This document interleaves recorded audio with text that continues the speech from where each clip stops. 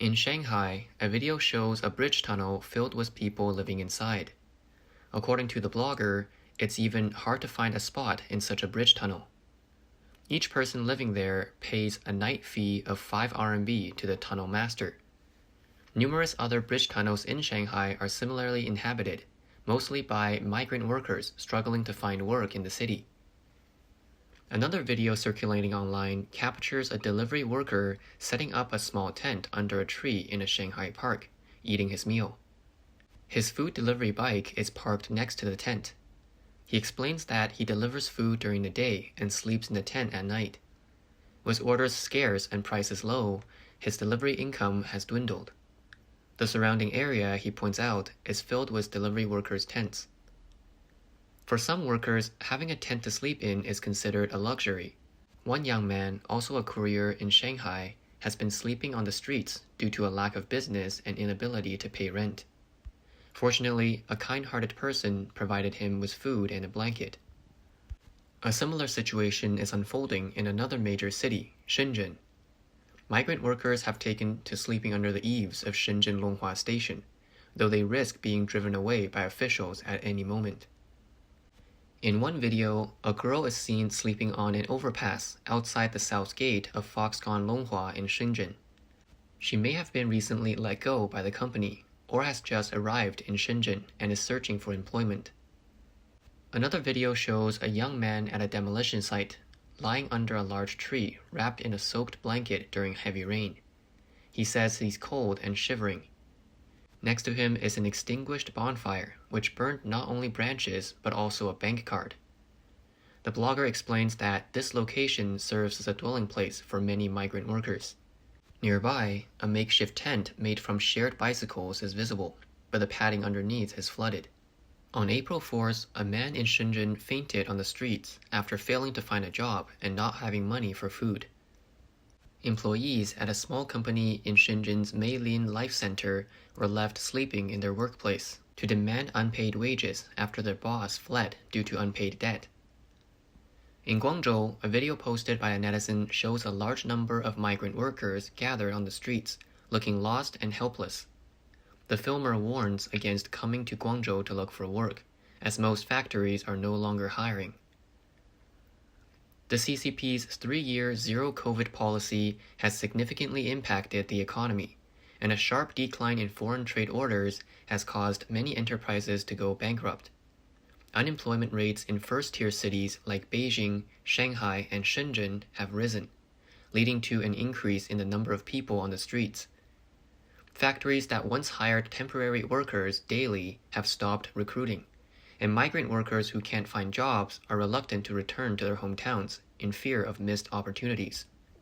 Unable to afford hotel stays, they're left to wander the streets, scrambling for places to spend the night in train stations, roadsides, and bridge tunnels.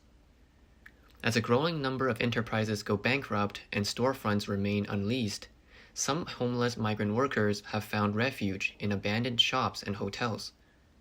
These makeshift bed spaces are furnished with blankets and sofas, allowing for a decent night's sleep.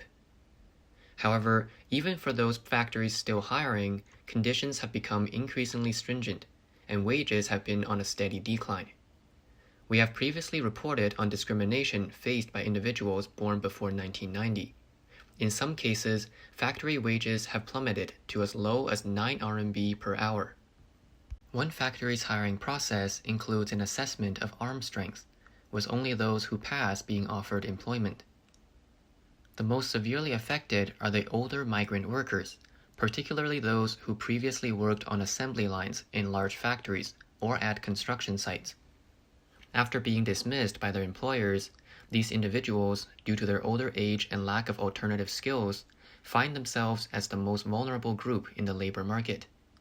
Consequently, they are left to roam the streets of urban centers, seeking out any occasional odd jobs that may come their way.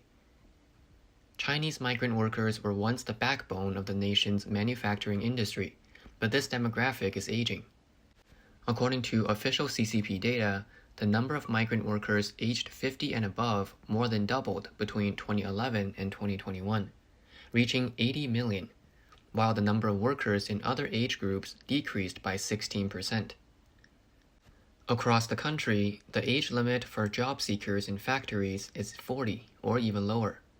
Some industry insiders engaged in labor intermediation have stated that the chances of low-skilled workers age 45 and above finding full-time jobs are virtually zero. Official data reveals that over two-thirds of migrant workers born in the 1960s completed only junior high school, and only a fifth received professional training. Under the CCP's rule, China's social security system lacks equality, with a significant gap between urban and rural pensions. As we mentioned in the previous video, the current pension for Chinese farmers stands at a mere 107 RMB per month, which is less than $16. In the face of severe inflation, this amount is insufficient to maintain a basic standard of living. Compounding the problem, many farmers have exhausted their savings on their children's college education, only for these graduates to struggle to find employment. Even after their children have their own families, they may still be unable to provide for their elderly parents due to unemployment or other reasons. This grim reality forces numerous older migrant workers to continue engaging in heavy, low-paying manual labor jobs to make ends meet. The construction industry was once the primary sector employing a large number of older migrant workers. However, since 2019, many regions in China have issued a clearance order for the construction industry, barring men over 60, women over 50, and those under 18 from working on construction sites. This has left older migrant workers with few options. In February, a 64-year-old migrant worker sought help to obtain a fake ID, making him appear 7 years younger to secure employment. He eventually found a job at a construction site in Shanghai, but after only 2 days of working, local police caught him. Consequently, he not only lost his wages, but also faced a 200 RMB fine for forging an ID. Netizens overwhelmingly sympathized with the man's plight, understanding that he was simply trying to make a living and had no choice but to resort to using a fake ID.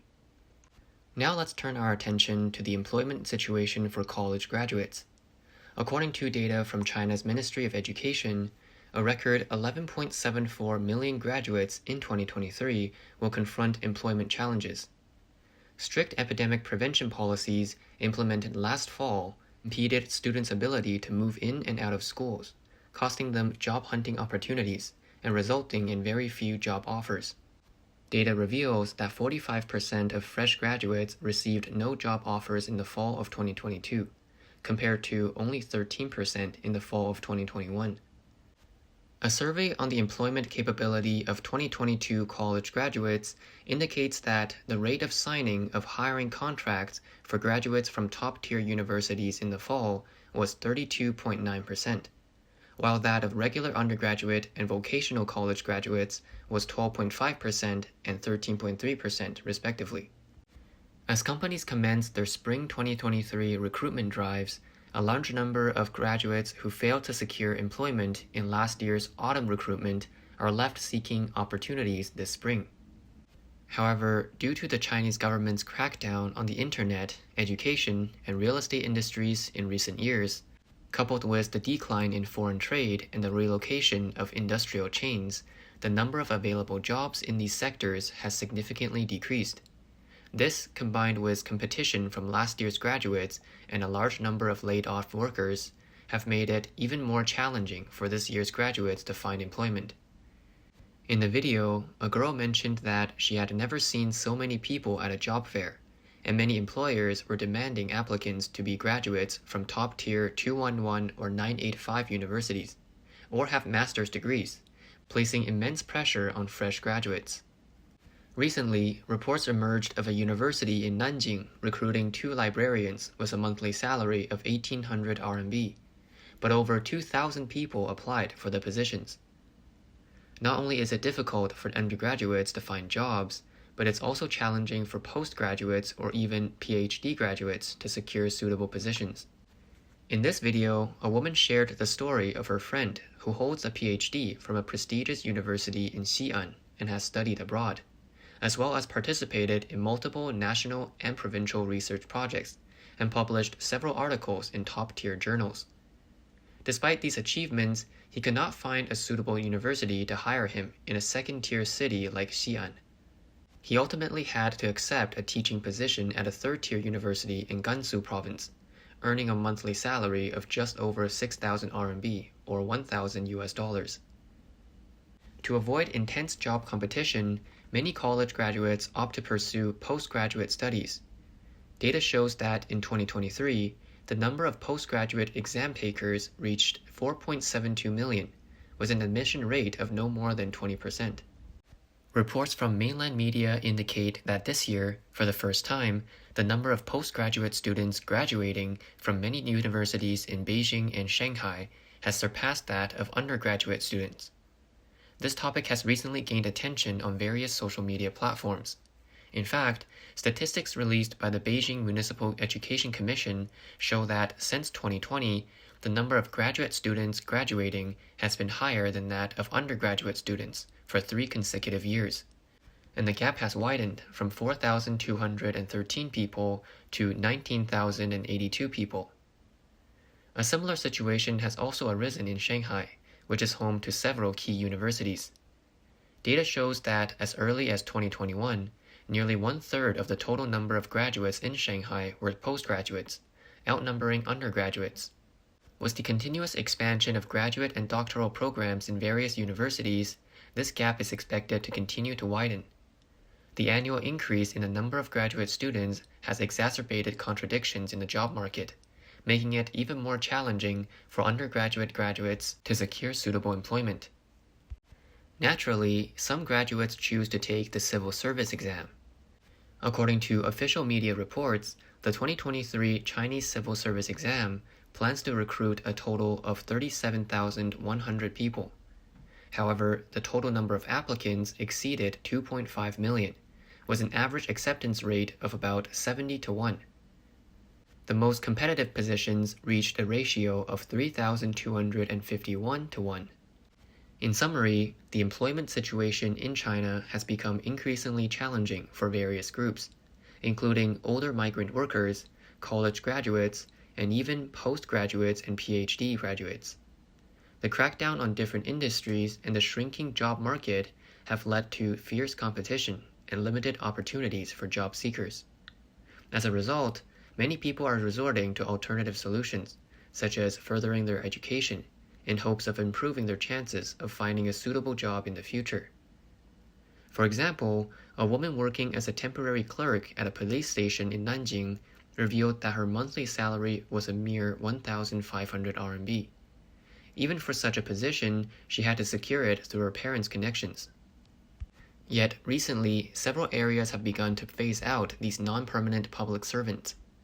In Harbin, for example, casual workers in municipal agencies are mandated to be phased out within 5 years, with a 20% reduction each year. This development has left recent college graduates who have just entered these positions feeling anxious and fearing job loss. With so many young people unable to find work, this will undoubtedly become a factor contributing to social instability, as evidenced by the recent white paper revolution. In response, Chinese authorities are once again promoting and encouraging urban youth to work in rural areas to alleviate employment pressure and ensure urban stability. Recently, Guangdong Province announced a 3-year action plan to organize 300,000 young people to return to the countryside by the end of 2025, in an effort to divert the youth unemployment issue.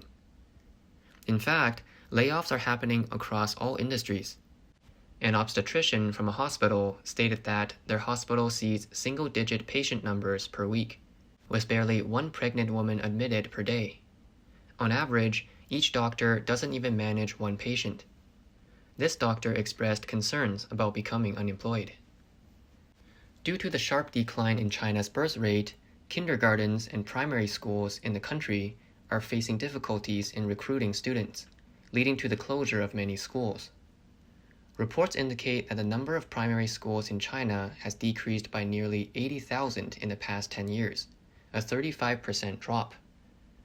As schools close, a large number of teachers lose their jobs, and graduates from teacher training colleges struggle to find work. Employees of enterprises and institutions are being laid off, and for some shop owners, this means a lack of business or even being forced to close their doors. Numerous online videos show that many commercial streets have closed shops with business transfer information posted on their doors. Large shopping malls are deserted during the day, with only a few customers present. For many Chinese people, 2022 was a painful year they would rather not mention.